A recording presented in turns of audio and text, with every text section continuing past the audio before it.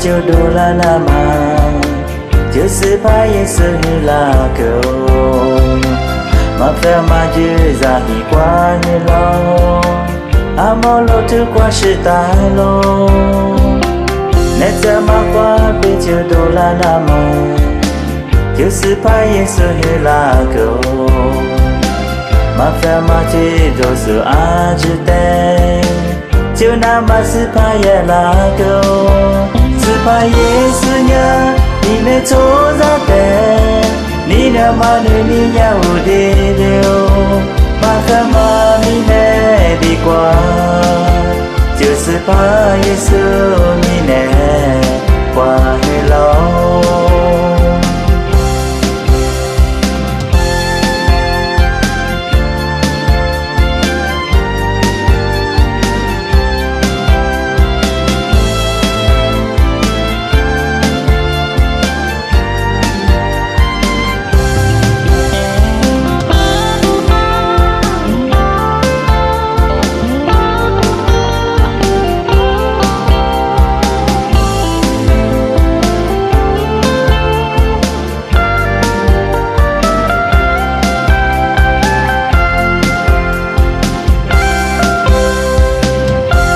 cho ra te chiều đồ là nam mà chiều sự phải Giêsu là cầu mà phải mà chưa ra thì qua như lâu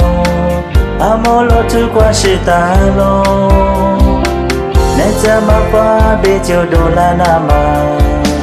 chiều sự phải Giêsu là cầu mà phải mà chưa rồi sự ai chỉ tên chiều nào mà sự phải là câu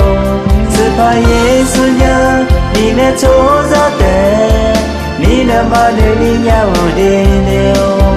mà phải mà đi nơi đi qua chiều sự phải Giêsu đi nơi qua hello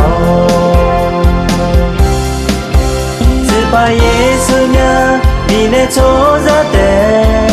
ni na ma ne ni ya wo de leo ma ka ma mi ne đi qua chưa sự pa Giêsu